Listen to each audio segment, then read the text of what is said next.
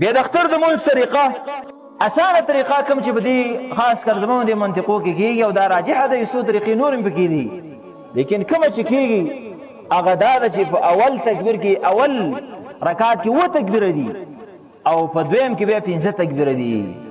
یعنی کله چې امام الله اکبر وکړو اول الله اکبر، د دینه بعد سبحانك اللهم ولا اله غیرک پورې سړی ووایي، د دینه بعد بیا امام تکبیرات وی وزلی الله اکبر الله اکبر وزلی به وی، دا به سړی وی. د هغې نه بعد بیا امام قرات شروع کوي، الحمدلله شروع کوي، بیا ته بیا هم سره وی. دویم رکعت ته چې راپاڅېږي هلته بیا سبحانه خو نه وي دویم رکعت کې، نو راپاسېدو سره بیا 15 تکبیره دي، دا به سړی وی. همدغه رنګې په دې تکبیرونو کې لاسونه جګول د نبی صلی الله علیه وسلم نه خپل ثبوت نه لري، لیکن د بعضو صحابو نه لري.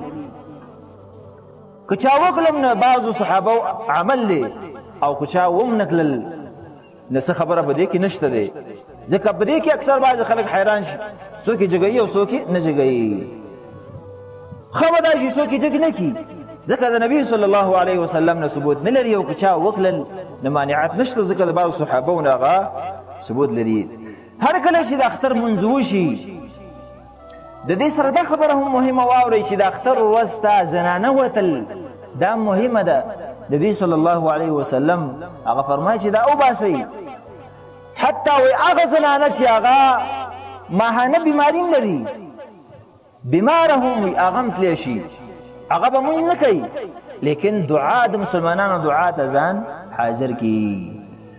ګورئ بیماره زنانه باندې مونځ عبادت نه وي، دلته چې ځینو دینه معلومیږي د ډېر اهتمام د وجې نه د نبي صلی الله علیه وسلم چې ګور هغه دې لاړه شي او دعا کې به شرکت وکړي، مونځ به نه کوي ورسره. نو باید چې موږ خپلې زنانه هغه منع نه کړو، خو په دې شرط چې په حجاب او پرده کې لاړ شي، ډول سینګار او دې شیانو کې لاړ نه شي، ساده لاړ شي، ځکه بهر ته وځي.